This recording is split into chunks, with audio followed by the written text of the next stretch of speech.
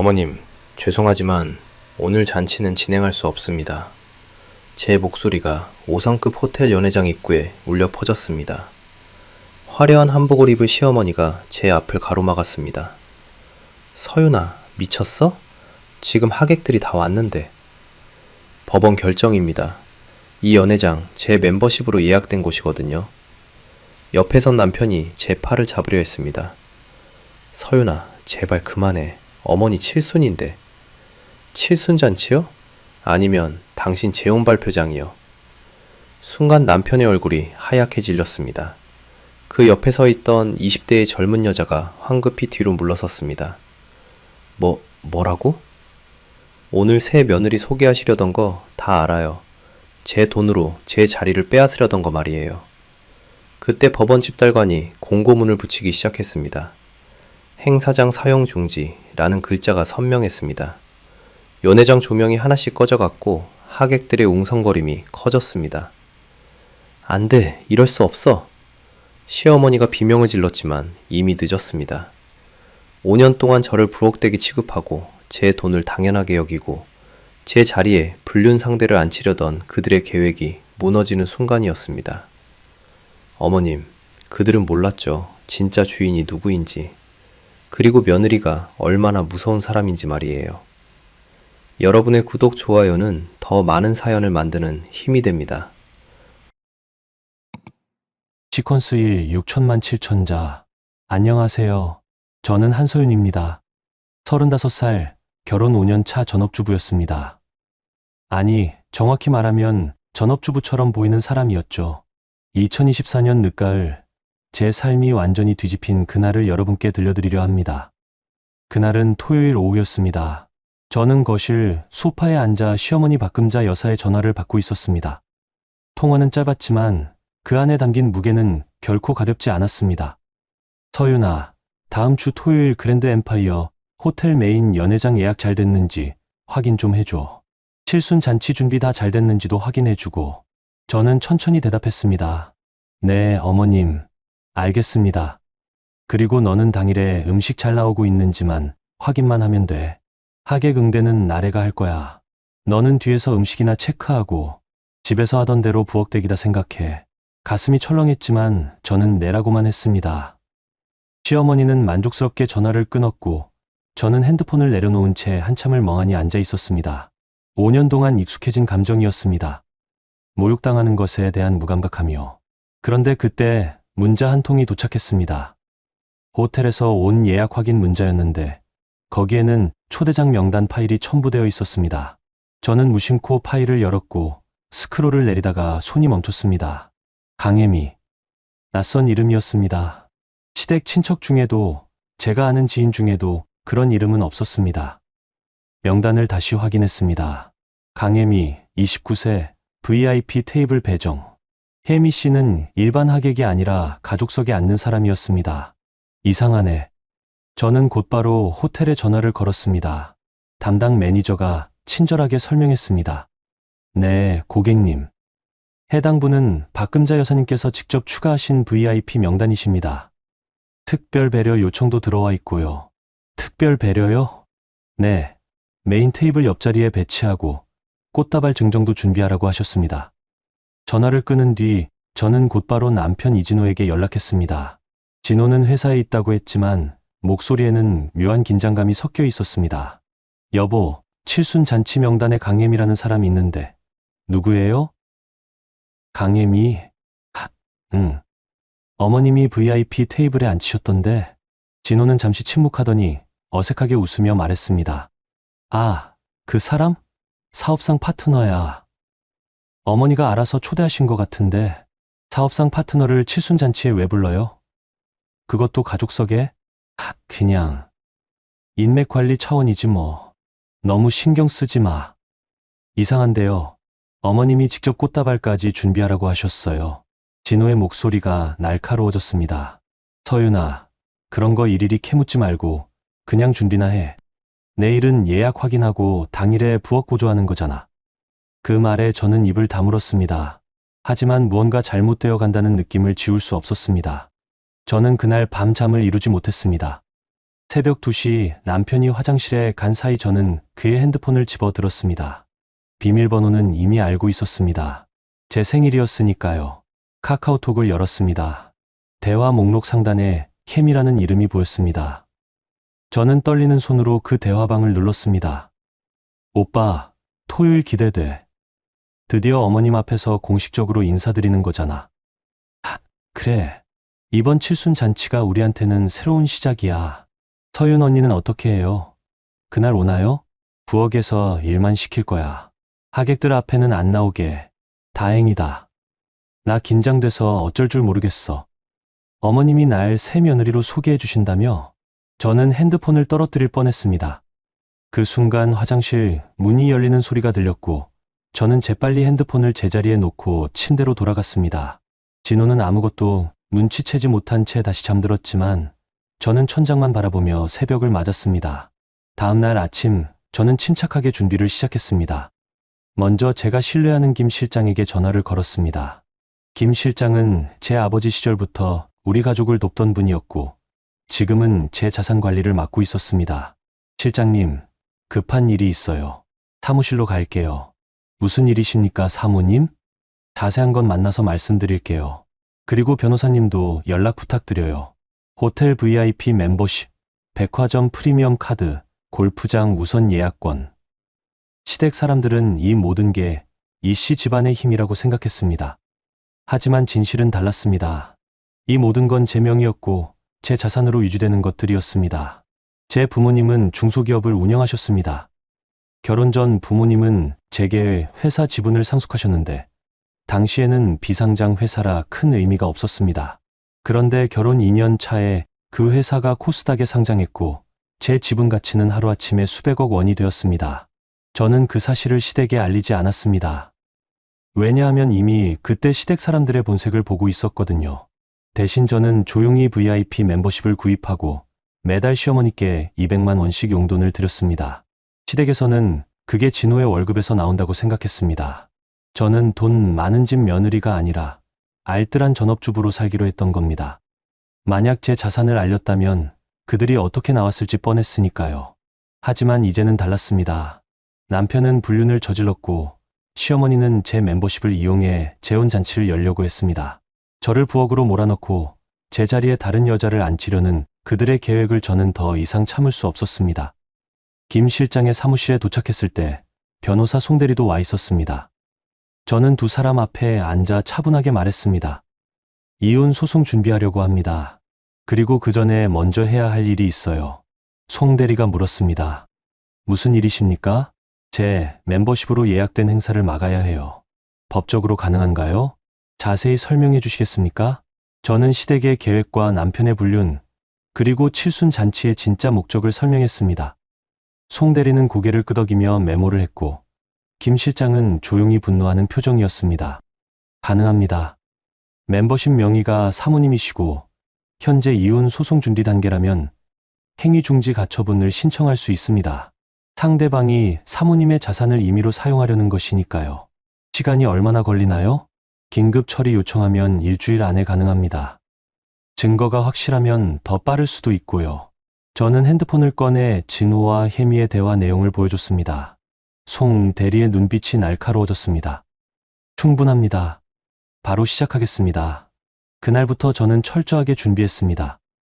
남편의 불륜 증거를 수집하고 강혜미라는 여자의 신원을 조사했습니다. 김 실장이 알아본 결과 혜미는 S그룹 막내딸이라고 자처하며 다니는 사기꾼이었습니다. 이전에도 비슷한 수법으로 여러 남자들을 속인 전과가 있었습니다. 모든 퍼즐이 맞춰지기 시작했습니다. 시어머니는 진짜 재벌가 딸이 며느리가 된다고 믿었고 진호는 그 거짓말에 올라탄 것이었습니다. 그들은 제 멤버십으로 화려한 무대를 만들고 거기서 새 출발을 선언하려 했던 겁니다. 좋아요. 저는 조용히 웃었습니다. 차가운 웃음이었습니다. 그럼 저도 선물을 준비해야겠네요. 그들이 평생 잊지 못할 선물을요. 시퀀스의 6천만 7천자. 칠순 잔치 일주일 전 저는 시댁에 불려갔습니다. 시어머니가 잔치 준비 회의를 한다며 온 가족을 모았던 겁니다. 저는 현관문을 열고 들어서면서 이미 거실에 모여있는 사람들을 봤습니다. 시어머니 박금자, 시누이 이나래, 그리고 남편 진호. 그 옆에는 처음 보는 젊은 여자가 앉아 있었습니다. 긴 생머리에 명품 백을 든 화려한 차림의 여자. 강혜미였습니다. 왔어. 앉아. 시어머니의 말투는 언제나처럼 차가웠습니다. 저는 조용히 구석 자리에 앉았습니다. 혜미가 저를 힐끗 보더니 금방 시선을 돌렸습니다. 마치 하인을 보듯 무시하는 눈빛이었습니다. 오늘은 칠순잔치 최종 점검하려고 모였어. 하객 명단 확정하고 당일 역할 분담도 해야 하거든. 시어머니는 테이블 위에 서류를 펼쳤습니다. 하객 명단이었는데 제가 본 것보다 훨씬 늘어나 있었습니다. 어머님, 하객이 150명이나 되네요? 제가 묻자 시어머니가 으쓱하며 대답했습니다. 그래. 이번 칠수는 좀 특별하거든. 사업 관계자들도 많이 초대했어. 아, 그리고 혜미 씨 가족분들도 오시고 혜미가 공손하게 인사했습니다. 어머님, 저희 아버지도 이번에 꼭 인사드리고 싶다고 하셨어요. 어머님 같은 분을 만나게 되어 영광이라고. 호호, 혜미 씨 아버님이 S그룹 이사님이시잖아. 우리 진호가 복이 많은 거지. 저는 가만히 듣고 있었습니다. S그룹 이사? 김 실장이 조사한 바로는 혜미의 아버지는 지방 소도시에서 치킨집을 운영하는 분이었습니다. 혜미는 완벽하게 거짓 신분을 만들어낸 것이었습니다. 신우이 나래가 거들었습니다. 엄마, 이번에 진짜 대박 나는 거 아냐? S그룹이랑 인연 맺으면 우리 오빠 승진도 문제 없을 거고. 그러니까 말이야. 그래서 이번 잔치가 중요한 거야. 제대로 준비해야 해. 시어머니가 저를 쳐다봤습니다. 서윤아, 너는 당일에 부엌 담당이야. 음식 나가는 거 체크하고 접시 정리하고. 알았지? 네. 그리고 하객 응대는 나래랑 혜미 씨가 할 거야. 너는 앞에 안 나와도 돼. 나래가 끼어들었습니다. 맞아. 언니는 그냥 뒤에서 일만 하면 돼. 어차피 이혼할 거면서 왜 나서려고 해? 저는 입술을 깨물었습니다. 하지만 아무 말도 하지 않았습니다. 이미 제 계획은 진행 중이었고 이 사람들이 무슨 말을 하든 상관없었습니다. 그때 시어머니가 다시 입을 열었습니다. 아 참, 그리고 서윤아, 당일에 답례품 준비 좀 해줘. 하객들한테 나눠줄 거 어떤 걸로 준비할까요? 홍삼 세트나 한우 세트 좋겠는데. 내가 알아서 주문해. 돈은 우리가 낼 테니까. 저는 속으로 비웃었습니다. 우리가 낼 테니까라는 말이 얼마나 우스운지 그들은 몰랐습니다. 지난 5년간 시댁에 들어간 돈이 얼마인지, 매달 들인 용돈이 어디서 나온 건지 그들은 전혀 모르고 있었습니다. 그리고 하나 더. 나래가 핸드백을 꺼내 들며 말했습니다. 언니, 이거 좀 사와. 명품관 갔다가 마음에 드는 거 봤는데 카드 한도 초과됐더라고. 그녀가 보여준 건 백화점 명품 가방 사진이었습니다. 가격표를 보니 450만 원이었습니다. 나래야, 그건 좀. 뭐가 좀? 우리 집안 체면 생각해서라도 나한테 명품 하나쯤은 사줘야지. 칠순 잔치에 가는데 초라하게 갈 수는 없잖아. 하지만 450만 원은 너무 비싸요. 나래가 인상을 찌푸렸습니다. 언니, 지금 돈이 아까워? 어차피 우리 오빠 돈으로 사는 건데? 저는 대답하지 않았습니다. 진호가 나서서 말했습니다. 서윤아, 그냥 사줘. 동생 하나 챙겨주는 게 뭐가 어려워. 알겠어요. 저는 고개를 끄덕였습니다. 어차피 며칠 후면 이들은 모든 걸 잃을 것이었습니다. 450만 원짜리 가방 하나쯤은 마지막 선물이라고 생각하기로 했습니다. 회의는 1시간 넘게 이어졌습니다. 시어머니는 하객 좌석 배치를 설명하면서 혜미를 메인 테이블 옆에 앉힌다고 재차 강조했습니다. 혜미 씨는 특별한 손님이니까 대접을 잘해야 해. 꽃다발도 준비하고 사진도 많이 찍고. 어머님, 감사합니다. 제가 이렇게 좋은 자리에 앉게 되어 영광이에요. 혜미의 목소리는 꿀처럼 달았습니다. 하지만 저는 그 뒤에 숨은 독을 알고 있었습니다. 회의가 끝나고 사람들이 하나둘 자리를 뜨려 할 때 시어머니가 저를 불렀습니다. 서윤아, 잠깐 남아봐. 다른 사람들이 나가고 거실에는 시어머니와 저만 남았습니다. 시어머니는 차를 한 모금 마시더니 차갑게 말했습니다. 너 이혼 서류에 도장 찍었어? 아직이요. 빨리 찍어. 이번 달 안으로. 생각할 시간이 필요해요. 뭘 생각해? 어차피 너랑 진호는 끝났잖아. 그냥 깨끗하게 정리하고 나가. 시어머니의 말투에는 조금의 미안함도 없었습니다. 5년 동안 며느리로 살았던 제게 그녀는 마치 쓸모없는 물건을 버리듯 대했습니다. 그리고 내가 쓰던 멤버십이랑 카드들 다 정리해서 내놔. 이혼하면 어차피 못 쓰는 거 아니야? 그건 제 명의예요. 명의가 내 거면 뭐해? 결혼하면서 우리 집안 식구가 된 거잖아. 당연히 가족들이 같이 쓰는 거지. 저는 그 순간 웃음이 나왔습니다. 정말로 진심으로 웃음이 나왔습니다. 이 사람들은 끝까지 자기들이 우위에 있다고 생각하고 있었습니다. 어머님, 이혼 서류는 제가 알아서 처리할게요. 빨리 해. 진호도 기다리고 있어. 시어머니는 그렇게 말하고는 방으로 들어갔습니다. 저는 혼자 거실에 앉아 창밖을 바라봤습니다. 하늘은 맑았지만 제 마음은 차갑게 가라앉고 있었습니다. 집으로 돌아오는 길에 저는 김 실장에게 전화를 걸었습니다. 실장님, 가처분 신청 진행 어떻게 됐어요? 내일 법원에 제출합니다. 증거 자료도 모두 첨부했고요. 혜미 신원 조회는요? 사기 전과 2건, 허위 신분 사칭 전력 다수입니다. 이전 피해자들 진술서도 확보했습니다. 좋아요. 그럼 그것도 같이 준비해 주세요. 알겠습니다, 사모님. 전화를 끊고 저는 한숨을 내쉬었습니다. 이제 며칠만 기다리면 됐습니다. 시댁 사람들이 만든 화려한 무대가 제 손으로 무너지는 모습을 보게 될 날이 다가오고 있었습니다. 그날 밤 남편 진호가 늦게 집에 돌아왔습니다. 술 냄새가 진동했습니다. 그는 비틀거리며 침실로 들어와 소파에 털썩 앉았습니다. 서윤아. 응. 이혼 서류 언제 처리할 거야? 생각 중이야. 뭘 생각해? 우리 이미 끝났잖아. 진호의 목소리에는 짜증이 섞여 있었습니다.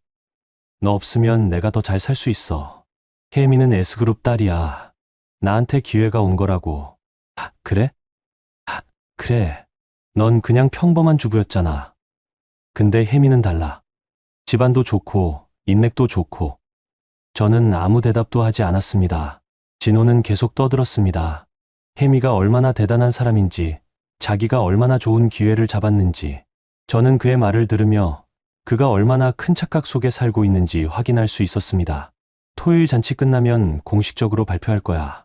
혜미랑 나 새로 시작한다고. 칠순 잔치에서? 응. 어머니도 동의하셨어. 그게 가장 좋은 타이밍이래. 진호는 그렇게 말하고는 침대에 쓰러져 잠들었습니다. 저는 그의 얼굴을 내려다봤습니다. 한때는 사랑했던 사람, 하지만 지금은 낯선 사람이었습니다. 아니, 어쩌면 처음부터 낯선 사람이었을지도 모릅니다. 저는 조용히 일어나 서재로 갔습니다. 책상 위에는 가처분 신청서 사본이 놓여 있었습니다. 법원 직인이 찍힐 그 서류가 머지않아 이 모든 거짓을 무너뜨릴 것이었습니다. 조금만 더 기다려. 저는 혼잣말로 중얼거렸습니다. 복수는 차갑게 정확하게 진행되고 있었습니다. 시퀀스 3 6천만 7천자. 칠순 잔치 일주일 전 저는 그랜드 엠파이어 호텔에 갔습니다. 예약 최종 확인과 답례품 전달을 위해서였죠. 호텔 로비에 들어서자 익숙한 샹들리에와 대리석 바닥이 저를 반겼습니다. 저는 이 호텔의 다이아몬드 VIP 회원이었습니다.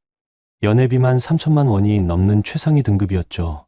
VIP 라운지로 향하는 복도에서 저는 멀리서 익숙한 목소리를 들었습니다. 저희 어머니 칠순 잔치인데요. 최고급으로 준비해 주셔야 해요. 시어머니 목소리였습니다. 저는 걸음을 멈추고 기둥 뒤에 섰습니다. 시어머니는 VIP 데스크 앞에서 직원과 이야기하고 있었고 옆에는 신우인 아래가 서 있었습니다. 네, 박금자 고객님. 모든 준비는 완벽하게 진행 중입니다. 직원의 말에 저는 눈살을 찌푸렸습니다. 박금자 고객님, 멤버십은 제 명의인데 왜 시어머니 이름으로 응대하는 걸까요? 꽃장식은 얼마나 화려하게 해주실 건가요? 메인 테이블에 대형 꽃바구니를 배치하고 입구부터 복도까지 꽃길을 만들어 드릴 예정입니다. 좋아요. 그리고 음식도 최고급으로 부탁드려요. 하객 중에 중요한 분들이 많거든요. 물론입니다. 특선 코스 요리로 준비해 드리겠습니다. 시어머니는 만족스럽게 고개를 끄덕였습니다. 그때 나래가 덧붙였습니다. 저희 가족 VIP 혜택으로 준비하는 거죠. 할인도 적용되고? 네, 당연히 다이아몬드 등급 혜택 모두 적용됩니다. 저는 더 이상 참을 수 없었습니다. 기둥 뒤에서 나와 데스크 쪽으로 걸어갔습니다. 실례합니다. 시어머니와 나래가 깜짝 놀라 저를 돌아봤습니다. 서윤아, 여긴 왜? 예약 확인하러 왔어요. 제 명이니까요. 직원이 당황한 표정으로 저를 봤습니다. 아, 한서윤 고객님이시군요. 네. 이번 예약 제 멤버십으로 되어 있죠? 네, 맞습니다. 시어머니가 끼어들었습니다. 서윤아, 그게 무슨 소리야? 가족이면 다 같이 쓰는 거지. 멤버십은 본인만 사용할 수 있어요, 어머님. 약관에 명시되어 있습니다. 직원이 난처한 표정으로 말했습니다. 사실 규정상으로는 맞는 말씀이십니다. 다만 가족 동반과 가족명의 사용은 다릅니다. 제 목소리는 차갑게 식어 있었습니다. 시어머니의 얼굴이 붉어졌습니다. 넌 지금 뭐 하는 거야? 시어머니 칠순잔치에 트집 잡으려고? 트집이 아니라 사실을 말씀드리는 거예요. 나래가 비웃듯 말했습니다. 언니, 진짜 너무하네. 어차피 우리 오빠 돈으로 유지하는 멤버십 아니야? 제 돈입니다. 이 멤버십, 제 자산으로 유지하는 겁니다. 진호, 오빠 월급이랑은 상관없어요. 시어머니와 나래가 얼어붙었습니다. 하지만 금방 시어머니가 코웃음을 쳤습니다. 에이, 그럴 리가. 내가 무슨 돈이 있어? 확인해 보시면 알 수 있어요. 저는 직원에게 말했습니다. 멤버십 결제 내역 조회 가능한가요? 네, 가능합니다.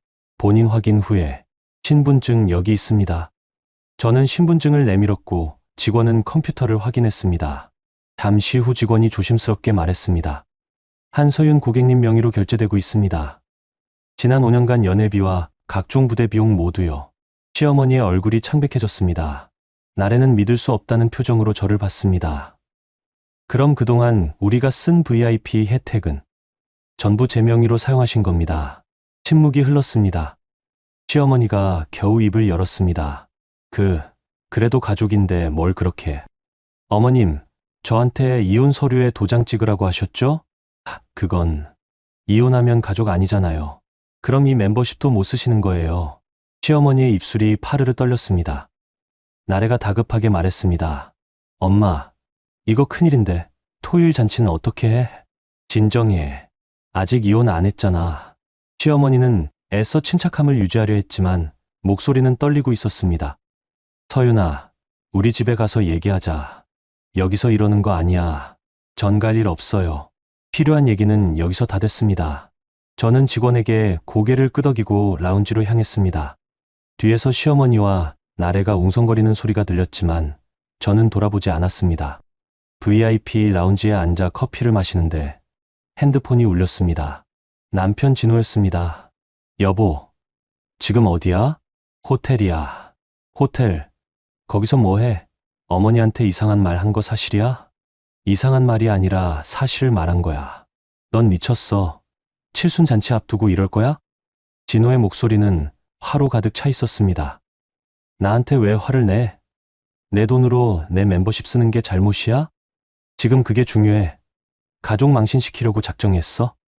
망신. 내가? 저는 웃음이 나왔습니다. 당신이 불륜 저지르고 어머님이 칠순잔치를 재혼 발표장으로 만들려는 건 망신이 아니야? 진호가 말문이 막혔습니다.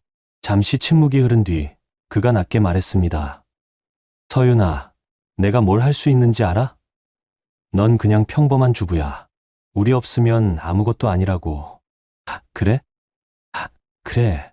그러니까 얌전히 있어.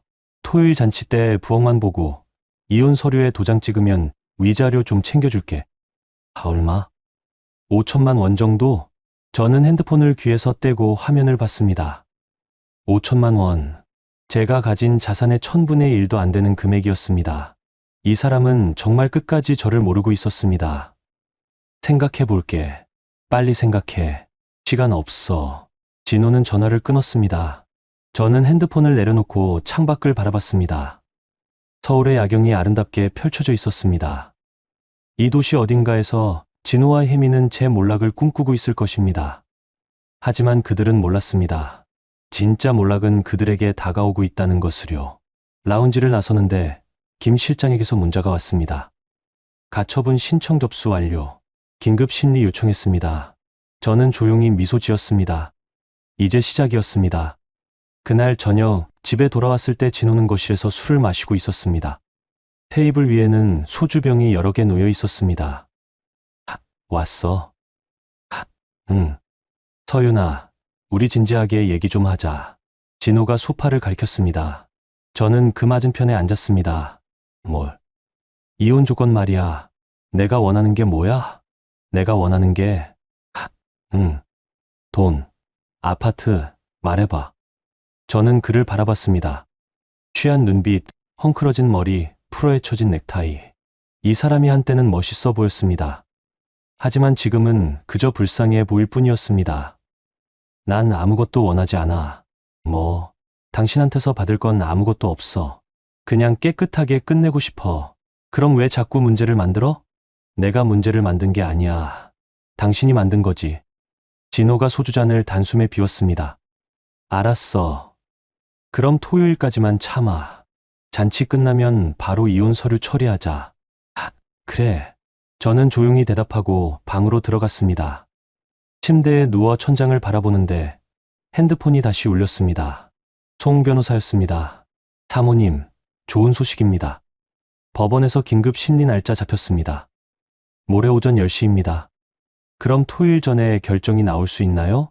충분히 가능합니다. 증거가 명확하니까요. 감사합니다, 변호사님.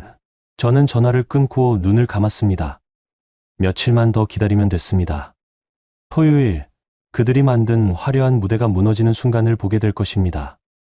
그리고 그때 저는 제 인생의 주도권을 되찾을 것입니다.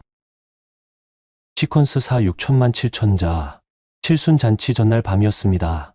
저는 시댁에 다시 불려갔습니다. 시어머니가 마지막 준비 점검을 한다며 온 가족을 소집했던 겁니다. 저는 현관문을 열고 들어서면서 이미 익숙해진 냉랭한 공기를 느꼈습니다. 거실에는 시어머니, 시누이 나래, 그리고 남편 진호가 앉아 있었습니다. 테이블 위에는 내일 입을 한복들이 펼쳐져 있었습니다. 왔어. 앉아. 시어머니의 말투는 여전히 차가웠지만 며칠 전보다는 조금 조심스러웠습니다. 아마도 호텔에서 있었던 일 때문일 것입니다. 서윤아, 내일 내가 입을 한복이야. 시어머니가 가장 구석에 놓인 한복을 가리켰습니다. 색이 바랜 회색빛 한복이었습니다. 다른 사람들의 화려한 한복과는 대조적이었습니다. 이걸 입으라고요? 그래. 너는 부엌 담당이니까 화려할 필요 없잖아. 음식 튈 수도 있고. 나래가 비웃듯 말했습니다. 언니, 그냥 편한 옷 입어. 어차피 하객들 앞에 안 나갈 거잖아. 저는 한복을 집어들었습니다. 천이 낡아서 용기가 없었고 구석에는 얼룩까지 있었습니다. 이 한복은 시어머니가 10년 전에 입던 옷이었습니다. 네, 알겠습니다. 저는 담담하게 대답했습니다. 시어머니가 의외라는 표정으로 저를 봤습니다. 아마도 제가 항의할 거라 생각했던 모양입니다. 그리고 내일 일정 확인할게.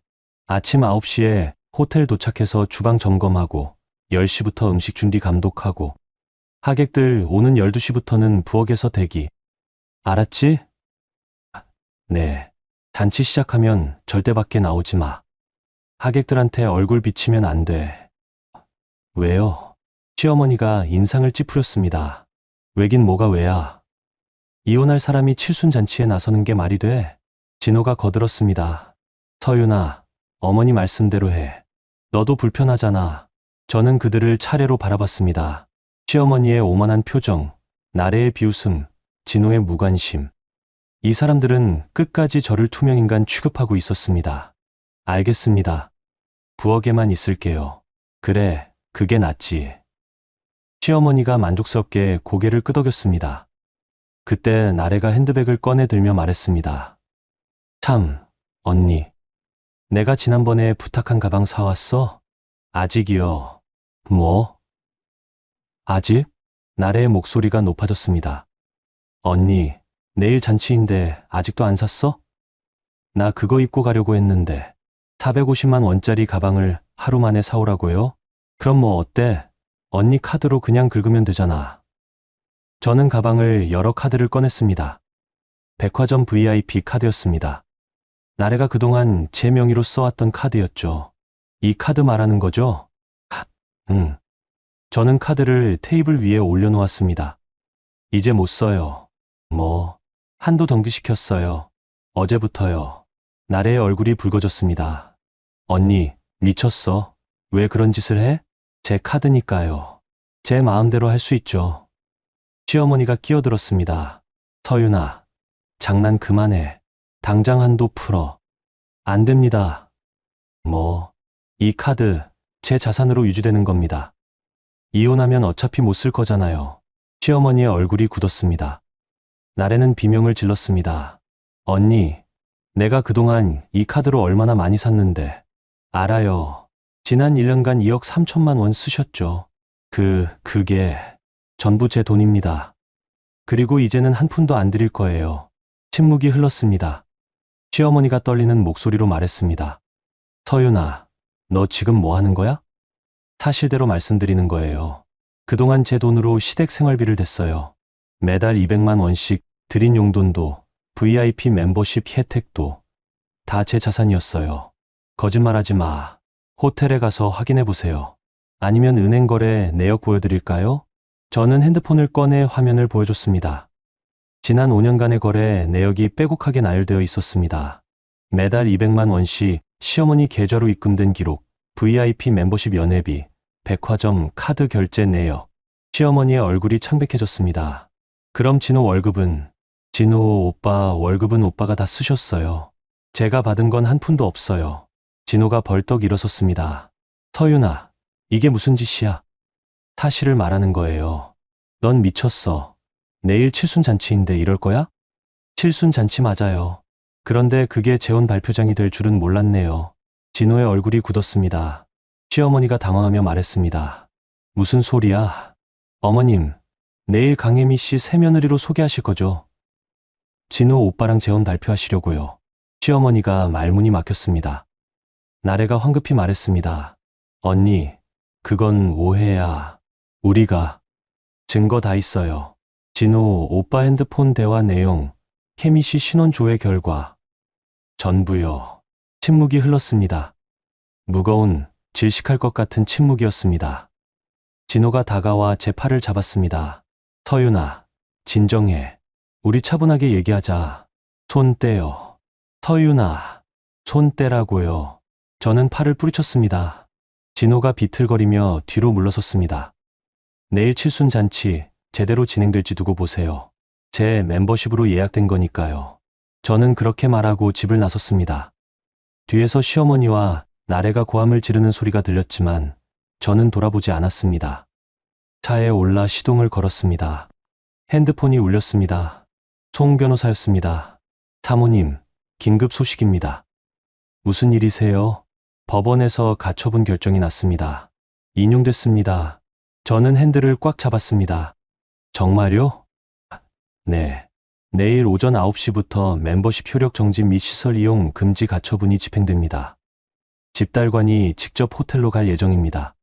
감사합니다, 변호사님. 그리고 강혜미 씨 관련 자료도 준비했습니다. 사기 전과 허위 신분 사칭 내역, 피해자 진술서까지 전부요. 내일 사용할 수 있나요? 물론입니다. 제가 직접 가지고 가겠습니다. 전화를 끊고 저는 한참을 차 안에 앉아 있었습니다. 내일이면 모든 게 끝날 것입니다. 시댁 사람들이 만든 거짓 무대가, 진호와 혜미의 계획이 전부 무너질 것입니다. 집으로 돌아와 서재로 들어갔습니다. 책상 위에는 가처분 결정문 사본이 놓여 있었습니다. 법원 직인이 선명하게 찍혀 있었습니다. 행위 중지 가처분 인용. 피신청인들은 신청인 명의의 호텔 VIP 멤버십을 이용한 일체의 행사 진행을 중지할 것.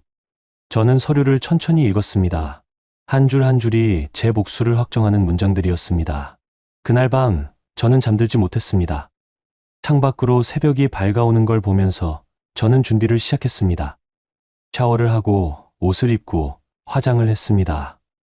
시어머니가 준 낡은 한복이 아니라 제가 직접 준비한 우아한 정장을 입었습니다. 거울을 보며 저는 조용히 말했습니다. 오늘이 마지막이야.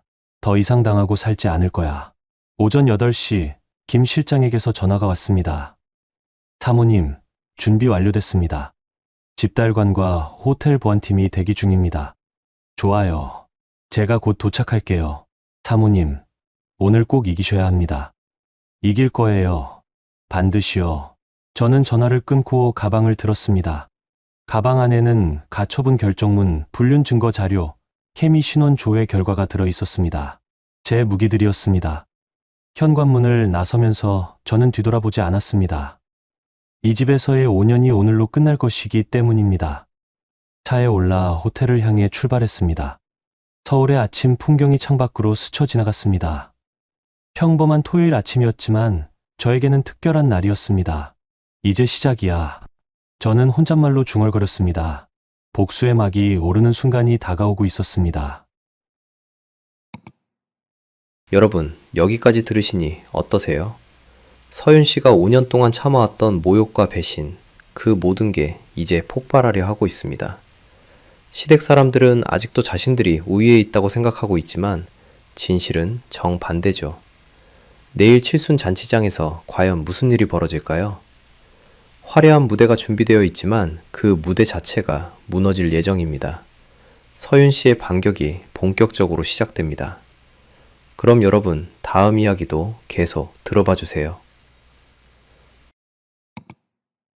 시퀀스 5 6천만 7천자. 칠순 잔치 당일 토요일 아침 9시였습니다. 저는 그랜드 엠파이어 호텔 주차장에 차를 세웠습니다. 멀리서 김 실장이 다가오는 게 보였고 그 옆에는 정장 차림의 두 남자가 서 있었습니다. 사모님, 소개하겠습니다. 서울중앙지법 박 집달관님과 최 변호사님이십니다. 저는 정중하게 인사했습니다. 한서윤입니다. 수고하시겠습니다. 박 집달관이 서류 가방을 들어 보이며 말했습니다. 가처분 결정문과 집행 관련 서류 모두 준비했습니다. 오전 11시부터 본격 집행 예정입니다. 하객들이 도착하기 전인가요? 네. 하객 입장 전에 연회장 봉쇄 조치를 완료할 예정입니다. 최 변호사가 덧붙였습니다. 호텔 법무팀과 조율 완료했습니다. 호텔 측도 법원 결정에 따르기로 했고요. 저는 고개를 끄덕였습니다. 모든 게 계획대로 진행되고 있었습니다. 혹시 강혜미 관련 자료는요? 여기 있습니다. 최 변호사가 태블릿을 꺼내 화면을 보여줬습니다. 혜미의 사진과 함께 사기 전과 허위 신분 사칭 내역, 피해자 진술서가 정리되어 있었습니다. 이 자료는 언제 공개할까요? 연회장 봉쇄 직후가 좋겠습니다. 혼란스러운 상황에서 진실을 드러내는 게 효과적이니까요. 알겠습니다. 우리는 호텔 직원 전용 입구로 들어갔습니다. 복도를 걸어가는 동안 저는 심장이 빠르게 뛰는 걸 느꼈습니다. 긴장이 아니었습니다. 기대였습니다. 메인 연회장 앞에 도착했습니다. 이미 호텔 직원들이 분주하게 준비하고 있었습니다. 꽃 장식이 화려하게 펼쳐져 있었고 메인 테이블에는 금빛 리본이 달린 의자들이 배치되어 있었습니다. 한 직원이 다가와 인사했습니다.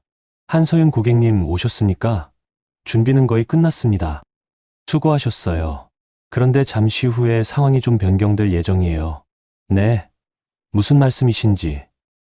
그때 김 실장이 나서서 설명했습니다. 법원 가처분 집행이 있을 예정입니다.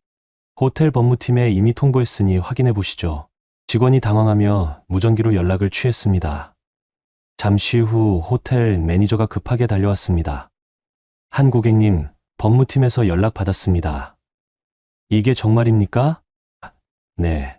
제 멤버십을 무단으로 사용하려는 것에 대한 행위 중지 가처분입니다. 하지만 오늘 잔치가 그래서 더 빨리 진행해야 합니다. 하객들이 오기 전에요. 매니저의 얼굴이 굳었습니다. 하지만 그는 곧 고개를 끄덕였습니다. 알겠습니다. 법원 결정이라면 저희도 따를 수밖에 없습니다. 박 집달관이 시계를 확인했습니다. 10시 30분입니다. 30분 후 집행 시작하겠습니다. 저는 VIP 라운지로 이동했습니다. 창을 통해 연회장 입구가 보였습니다. 멀리서 차 한 대가 도착하는 게 보였습니다. 시어머니의 차였습니다. 차에서 시어머니, 나래, 그리고 진호가 내렸습니다. 시어머니는 화려한 한복을 입고 있었고 나래는 명품 가방을 들고 있었습니다. 아마도 다른 곳에서 산 것 같았습니다. 그들은 웃으며 호텔 로비로 들어갔습니다. 아직 아무것도 모르는 표정이었습니다. 10분 후 또 다른 차가 도착했습니다. 강혜미였습니다. 그녀는 화려한 드레스를 입고 있었고 손에는 큰 부케를 들고 있었습니다. 마치 신부 같은 차림이었습니다. 혜미도 로비로 들어갔습니다. 저는 그녀가 시어머니와 포옹하는 모습을 봤습니다. 시어머니는 혜미의 손을 잡고 무언가 말하고 있었습니다. 아마도 오늘이 내 날이라는 식의 말이겠죠. 저는 조용히 미소 지었습니다. 잠깐만 더 기다려요. 조금만요. 11시 정각 제 핸드폰이 울렸습니다. 김 실장이었습니다. 사모님, 집행 시작합니다. 알겠습니다. 저는 일어나 창가로 다가갔습니다. 연회장 입구에 박집달관과 호텔 보안팀이 나타났습니다. 그들은 입구에 공고문을 붙이기 시작했습니다. 법원 결정에 따라 본 예약은 무효이며 행사장 사용이 중단됩니다. 공고문이 붙자 연회장 안에서 소동이 일어났습니다. 준비하던 직원들이 당황하며 밖으로 나왔고 곧 시어머니 일행도 급하게 나타났습니다. 뭐야, 이게 무슨 소리야? 시어머니의 목소리가 복도까지 들렸습니다. 박 집달관이 차분하게 말했습니다. 서울중앙지방법원 가처분 결정입니다. 한서윤 씨 명의의 멤버십을 이용한 행사 진행을 중지하라는 명령입니다. 한서윤, 그게 무슨 귀댁 며느리분이십니다. 현재 이혼 소송 준비 중이시고 멤버십 무단 사용에 대한 행위 중지를 신청하셨습니다. 시어머니의 얼굴이 하얗게 질렸습니다. 진호가 앞으로 나섰습니다. 잠깐만요. 오늘 칠순잔치인데 이럴 수 있어요? 하객들이 다 오는데. 죄송합니다. 법원 결정이라 저희도 어쩔 수 없습니다. 법원 결정이 뭐가 중요해? 지금 당장 저 공고문 떼요. 진호가 소리를 질렀지만 보안 요원들이 그를 막아섰습니다. 고객님, 진정하십시오. 법원 집행을 방해하시면 처벌받으실 수 있습니다. 나래가 울먹이며 말했습니다. 엄마 어떡해? 하객들 1시간 후면 오는데. 시어머니는 떨리는 손으로 핸드폰을 꺼냈습니다. 아마도 저에게 전화하려는 것 같았습니다. 하지만 제 전화는 꺼져 있었습니다. 그때 혜미가 나타났습니다. 어머님, 무슨 일이세요? 혜미야, 큰일 났어. 연회장을 못 쓰게 됐어. 네, 어떻게 그럴 수가. 혜미의 얼굴도 창백해졌습니다. 그녀는 재빨리 주변을 둘러봤습니다. 아마도 도망칠 구멍을 찾는 것 같았습니다. 박 집달관이 계속 설명했습니다.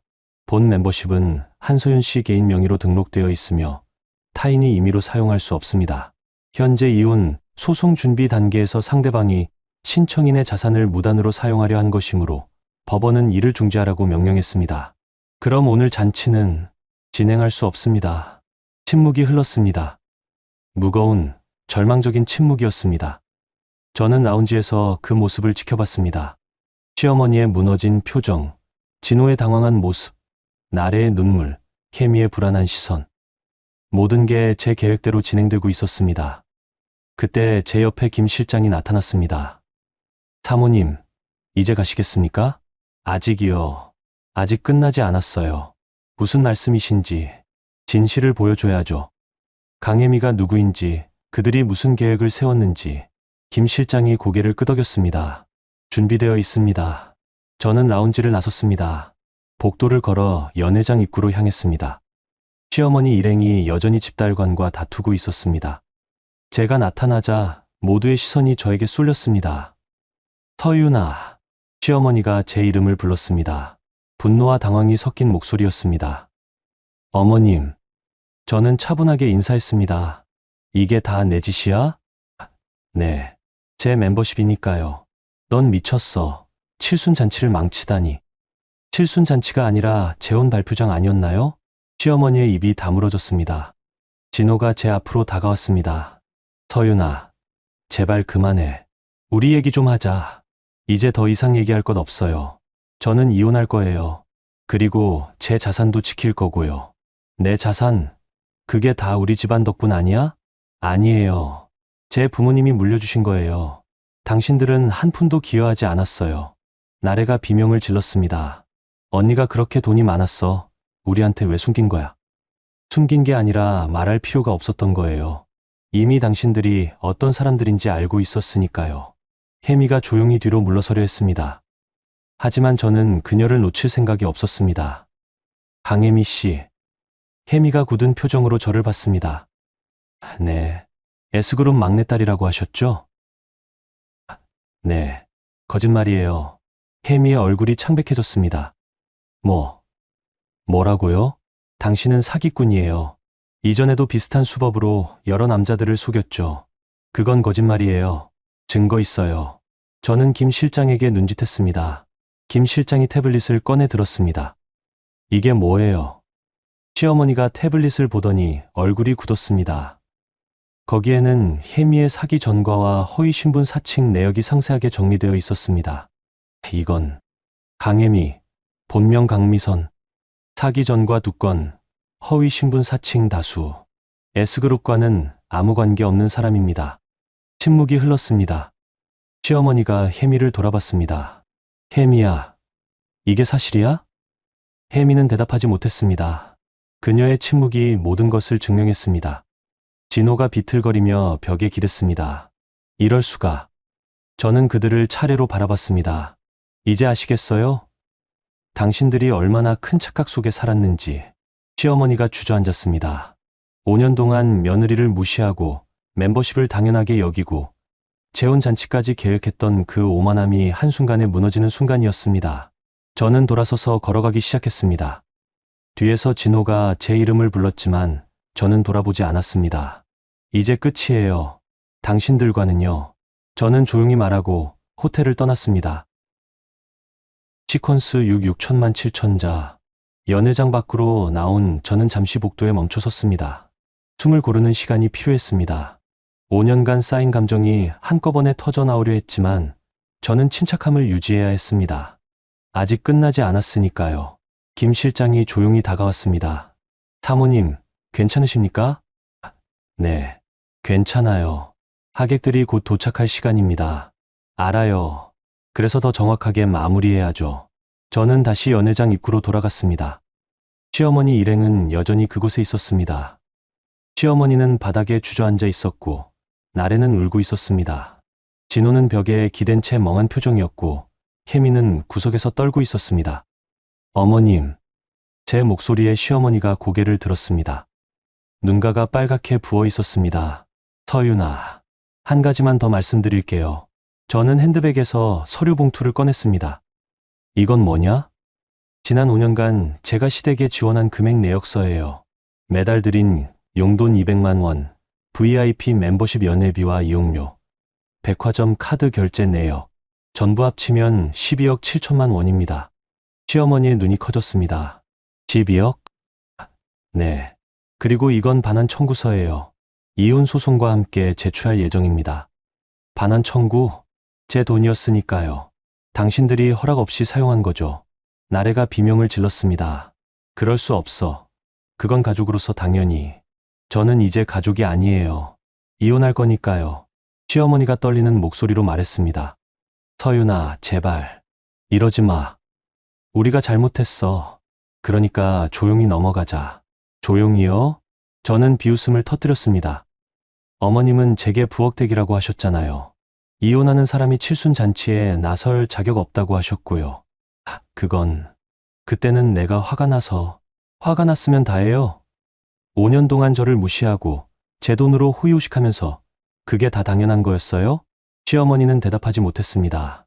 그때 호텔 로비 쪽에서 웅성거리는 소리가 들렸습니다. 하객들이 도착하기 시작한 것입니다. 어머님, 하객들이 오시네요. 서윤아, 제발. 제가 직접 설명드릴게요.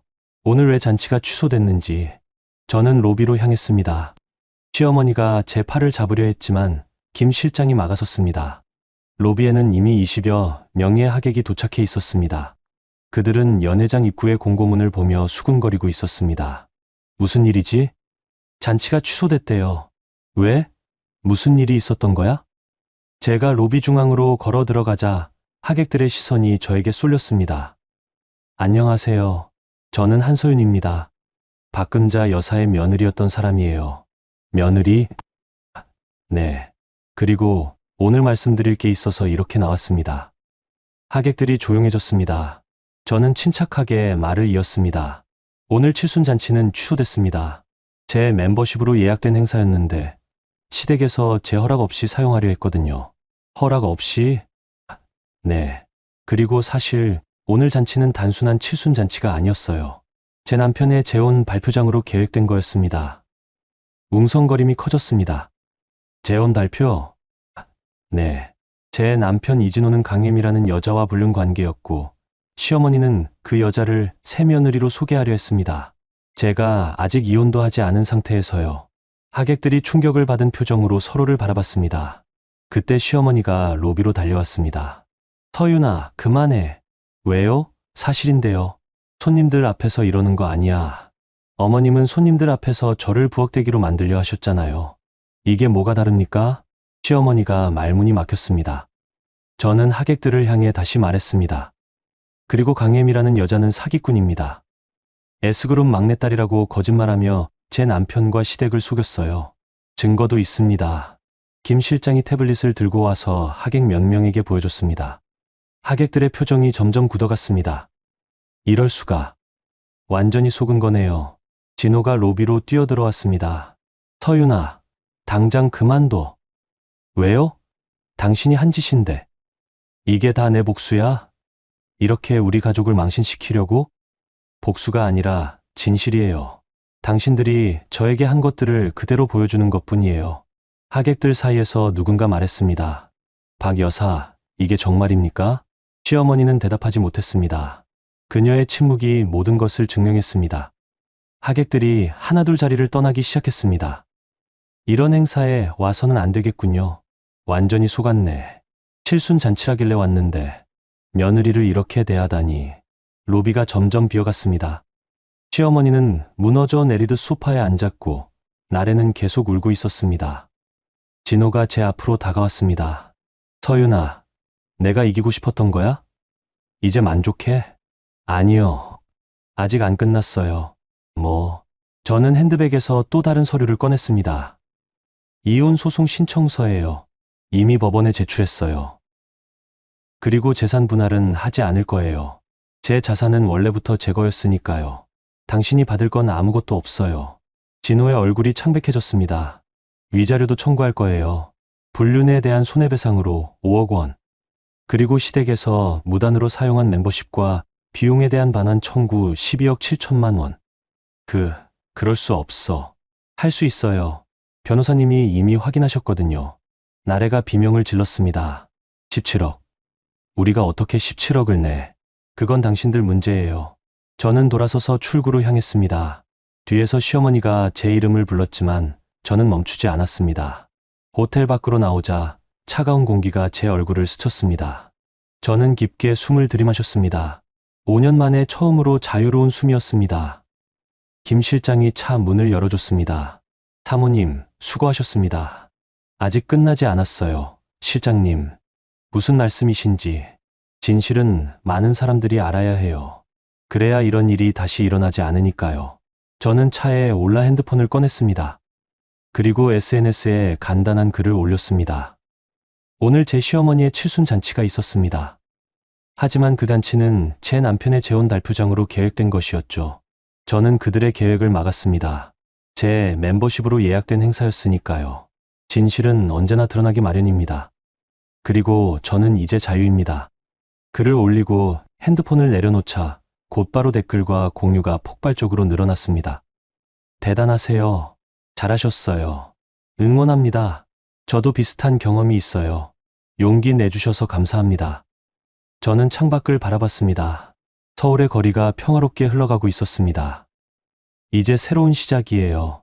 저는 혼잣말로 중얼거렸습니다. 그리고 차는 조용히 출발했습니다. 시퀀스 7 6천만 7천자. 호텔을 떠난 저는 법률사무소로 향했습니다. 송 변호사와 최종 정리를 해야 했으니까요. 차 안에서 제 핸드폰은 계속 울렸습니다.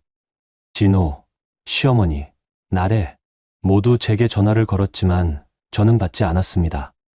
더 이상 그들과 할 말은 없었습니다. 법률사무소에 도착하자 송 변호사가 회의실에서 기다리고 있었습니다. 사모님, 수고 많으셨습니다. 변호사님, 진행 상황 어떻게 됐나요? 완벽합니다. 가처분 집행이 문제없이 완료됐고 이혼 소송 신청서도 접수됐습니다. 송 변호사가 서류 뭉치를 펼쳤습니다. 위자료 5억, 멤버십 무단 사용에 대한 반환 청구 12억 7천만 원, 총 17억 7천만 원 청구입니다. 상대방이 감당할 수 있을까요? 어려울 겁니다. 이진호 씨의 재산은 아파트 하나와 예금 3천만 원 정도예요. 박금자 여사도 마찬가지고요. 그럼 재산 압류와 경매 절차로 갈 가능성이 높습니다. 아파트 팔고 예금 압류하고 그래도 부족하면 급여 압류까지 갈 수 있습니다. 저는 잠시 침묵했습니다. 가혹한 처벌이었지만 그들이 저에게 한 것을 생각하면 정당한 대가였습니다. 그리고 강혜미 씨 관련해서는 형사 고소 진행하겠습니다. 사기죄로요. 증거가 충분합니까? 넘칩니다. 이전 피해자들 진술서, 허위 신분 사칭 증거, 진호 씨와의 금전거래 내역까지 실현 가능성이 높습니다. 저는 고개를 끄덕였습니다. 그럼 진행해 주세요. 알겠습니다. 그리고 사모님, 네. 오늘 SNS에 올리신 글, 반응이 폭발적입니다. 조회수가 이미 100만을 넘었고요. 그래요?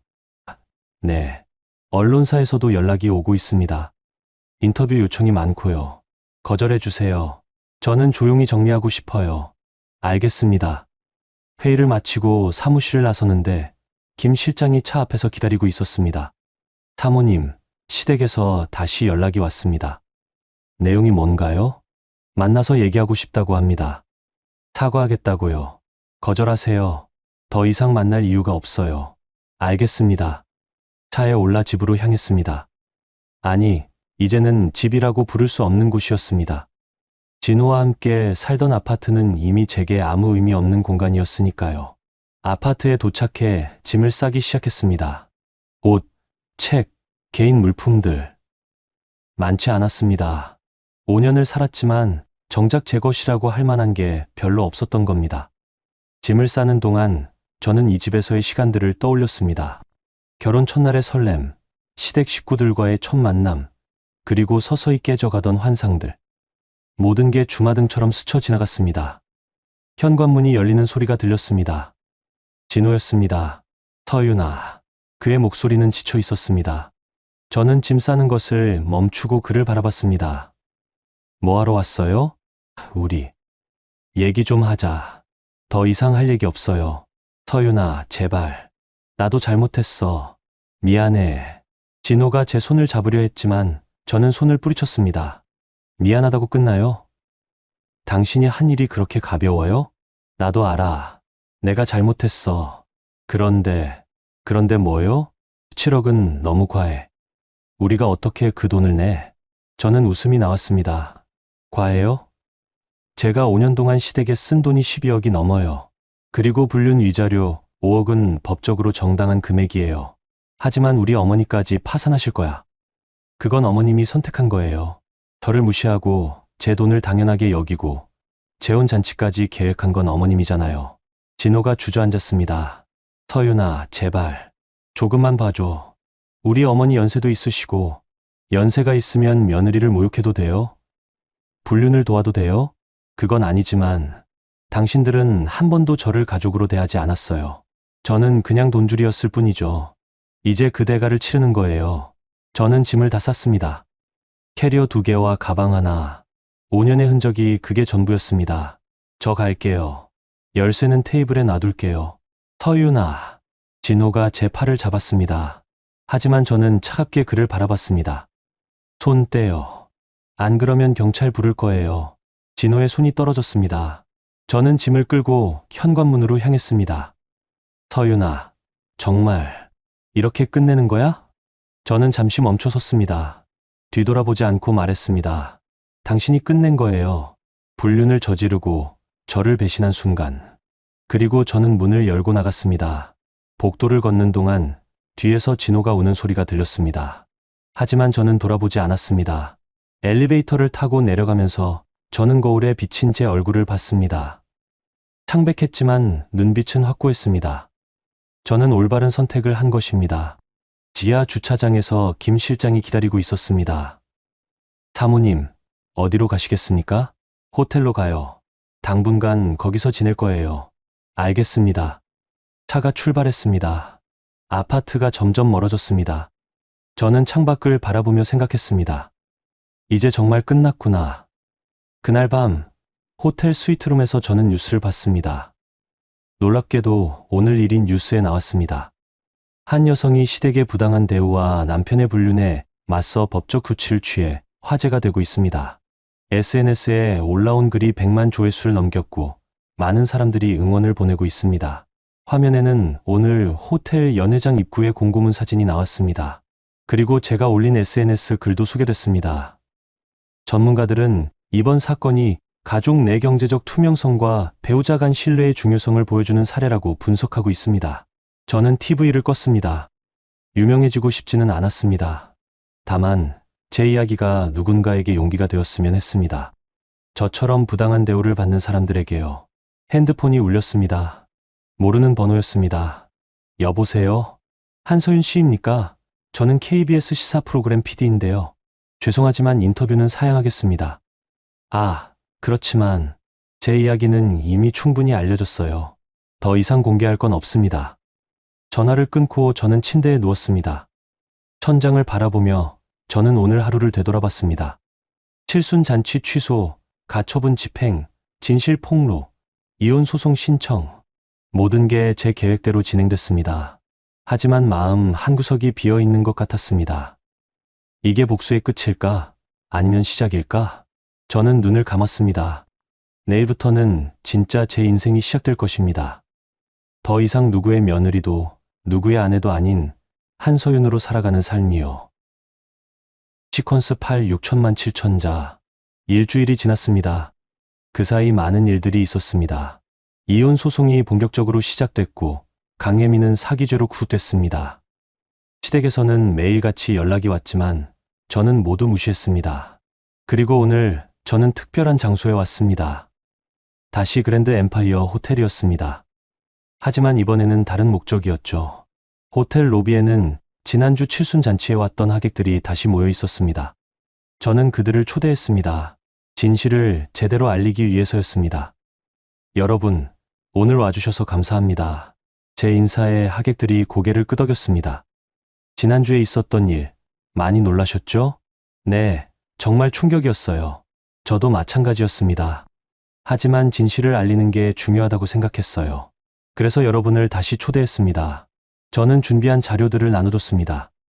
지난 5년간의 거래, 내역, 진호의 불륜 증거, 혜미의 사기 전과 모든 것이 명확하게 정리되어 있었습니다. 이게 제가 겪은 일들입니다. 그리고 여러분께 부탁이 있어요. 무슨 부탁이신가요? 이 이야기를 많은 사람들에게 알려주세요. 제가 특별한 사람이라서가 아니라 이런 일이 다시는 일어나지 않게 하기 위해서예요. 한 할머니가 제 손을 잡았습니다. 서윤 씨, 정말 용기 있는 분이에요. 저도 젊었을 때 비슷한 일을 겪었는데 참고만 살았거든요. 당신처럼 맞서지 못했어요. 할머니, 당신은 잘하셨어요. 자신을 지킨 거예요. 다른 하객들도 하나둘 말을 보탰습니다. 우리가 소문내드릴게요. 박 여사가 얼마나 잘못했는지. 그리고 진호 씨도요. 불륜을 저지르고도 뻔뻔하게 칠순잔치에서 발표하려 했다니. 강혜미 그 여자는 감옥에서 반성해야 해요. 저는 고개를 숙여 인사했습니다. 감사합니다, 여러분. 하객들이 하나씩 떠나면서 그들은 각자 제 이야기를 퍼뜨릴 것입니다. SNS에, 지인들에게, 가족들에게, 그리고 그 이야기는 점점 더 많은 사람들에게 전해질 것입니다. 마지막 하객이 떠나고 저는 혼자 로비에 앉아 있었습니다. 창밖으로 서울의 야경이 펼쳐져 있었습니다. 아름답고 평화로운 풍경이었습니다. 김 실장이 다가왔습니다. 사모님, 송 변호사님께서 연락 오셨습니다. 무슨 내용인가요? 이진호 씨 측에서 합의를 제안했습니다. 합의요? 네. 17억 7천만 원을 5년에 걸쳐 분할 상환하겠다고 합니다. 그리고 즉시 이혼에 합의하고요. 저는 잠시 생각했습니다. 5년 분할 상환. 그들에게는 가혹한 조건이겠지만 현실적으로 최선의 방법이었습니다. 받아들이세요. 대신 조건이 있어요. 무슨 조건이신지요? 앞으로 저에게 절대 연락하지 말 것. 그리고 제 이름을 함부로 언급하지 말 것. 알겠습니다. 전달하겠습니다. 김 실장이 전화를 하러 자리를 떴습니다. 저는 다시 창밖을 바라봤습니다. 이제 정말 끝이구나. 복수는 끝났습니다. 하지만 제 인생은 이제 시작이었습니다. 더 이상 누구의 며느리도 누구의 아내도 아닌 한소윤으로 살아갈 시간이었습니다. 며칠 후 저는 출국 준비를 했습니다. 잠시 떠나서 생각을 정리하고 싶었습니다. 유럽 여행을 계획했습니다. 파리, 런던, 로마. 가보고 싶었던 곳들이었습니다.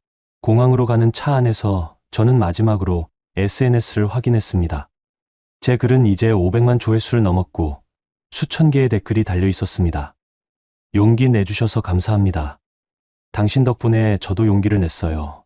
응원합니다. 행복하세요. 저는 조용히 미소 지었습니다. 제 이야기가 누군가에게 힘이 되었다니 그것만으로도 충분했습니다. 공항에 도착해 체크인을 마쳤습니다. 출국장으로 향하는 길에 저는 잠시 멈춰섰습니다. 뒤돌아봤습니다. 한국, 서울, 제가 5년을 살았던 곳. 안녕, 과거의 나. 저는 돌아서서 출국장으로 걸어갔습니다. 새로운 미래를 향해서요. 비행기 안에서 저는 창밖을 바라봤습니다. 구름 위로 펼쳐진 하늘은 끝없이 넓었습니다. 마치 제 앞에 펼쳐진 가능성처럼요. 이제 진짜 내 인생이야. 저는 눈을 감았습니다. 더 이상 두렵지 않았습니다. 불안하지도 않았습니다. 저는 제 선택을 믿었고 제 미래를 믿었습니다. 한 달 후, 저는 파리의 작은 카페에 앉아 있었습니다. 에스프레소를 마시며 사람들을 구경하고 있었죠. 평화로운 오후였습니다. 핸드폰이 울렸습니다. 김 실장이었습니다. 사모님, 좋은 소식입니다. 무슨 일이세요? 이혼이 최종 확정됐습니다. 그리고 첫 상환금도 입금됐습니다. 그래요? 잘 됐네요. 그리고 사모님, 네, 박금자 여사가 시댁집을 팔았답니다. 17억 갚느라요. 저는 잠시 침묵했습니다. 시댁집. 시어머니가 평생 살았던 그 집을 팔았다니 복잡한 감정이 들었습니다. 그래요. 후회하십니까? 아니요. 그들이 선택한 거예요. 저를 무시하고 배신한 대가죠. 알겠습니다. 전화를 끊고 저는 다시 창밖을 바라봤습니다. 파리의 거리는 여전히 아름다웠습니다. 미안하지 않아. 전혀. 저는 에스프레소를 다 마시고 일어섰습니다. 오늘은 루브르 박물관에 갈 예정이었습니다. 새로운 경험, 새로운 하루. 제 인생은 이제 제 것이었습니다. 몇 달 후, 저는 한국으로 돌아왔습니다. 하지만 예전의 제가 아니었습니다. 더 강해졌고, 더 확신에 차 있었습니다. 새 아파트를 구했습니다. 한강이 보이는 넓은 곳이었습니다. 제 돈으로, 제 이름으로, 진짜 제 집이었습니다. 그리고 새로운 일도 시작했습니다. 부당한 대우를 받는 여성들을 돕는 재단을 만들었습니다. 제 경험을 바탕으로 다른 사람들에게 힘이 되고 싶었습니다. 재단 개소식 날 많은 사람들이 왔습니다. 지난 칠순 잔치에 왔던 하객들도 있었고 SNS를 통해 저를 알게 된 사람들도 있었습니다. 서윤 씨, 정말 대단해요. 당신 덕분에 저도 용기를 냈어요. 이혼 소송 시작했어요. 응원합니다. 계속 힘내세요. 저는 그들의 손을 하나씩 잡으며 말했습니다. 여러분도 할 수 있어요. 당신 자신을 지키세요. 그게 가장 중요한 거예요. 개소식이 끝나고 저는 혼자 사무실에 앉아 있었습니다. 창밖으로 한강이 보였습니다. 평화로운 풍경이었습니다. 김 실장이 들어왔습니다. 사모님, 성공적인 개소식이었습니다. 감사해요, 실장님. 실장님이 옆에 계셔서 가능했어요. 제가 한 일은 별로 없습니다. 사모님이 용기를 내신 거죠. 저는 고개를 끄덕였습니다. 그리고 사모님, 네. 이진호 씨가 편지를 보냈습니다. 편지요? 김 실장이 봉투를 건넸습니다. 저는 잠시 망설이다가 봉투를 열었습니다. 서윤에게, 정말 미안해. 내가 얼마나 잘못했는지 이제야 깨달았어. 너는 내 인생에서 가장 소중한 사람이었는데 나는 그걸 몰랐어. 이제 와서 후회해도 소용없지만 그래도 말하고 싶었어. 미안하고 고마웠어. 내가 행복하길 바라. 진호. 저는 편지를 읽고 천천히 접었습니다. 그리고 서랍에 넣었습니다. 답장 안 하실 겁니까? 네. 이미 끝난 일이에요. 더 이상 돌아볼 필요 없어요. 김 실장이 고개를 끄덕였습니다. 저는 다시 창밖을 바라봤습니다. 해가 지고 있었습니다. 아름다운 노을이 한강을 물들이고 있었습니다. 이제 진짜 끝났어. 그리고 이제 진짜 시작이야. 저는 조용히 미소 지었습니다. 복수는 끝났지만 제 인생은 이제 막 시작되었습니다. 그리고 이번에는 정말로 제 방식대로 살아갈 것입니다. 여러분, 오늘 이야기 어떠셨어요? 한서윤 씨의 이야기를 처음부터 끝까지 함께 들으셨는데요. 참 많은 감정이 교차했을 것 같습니다. 5년 동안 참고 견디며 살았던 며느리가 결국은 자신의 힘으로 일어선 이야기였습니다. 돌이켜보면 서윤 씨는 처음부터 강한 사람이었던 것 같아요. 다만 그 강함을 드러낼 필요가 없었을 뿐이죠. 하지만 시댁의 끊임없는 모욕과 남편의 배신이 결국 그녀를 움직이게 만들었습니다.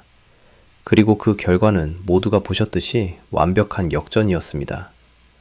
이 이야기가 주는 교훈은 무엇일까요?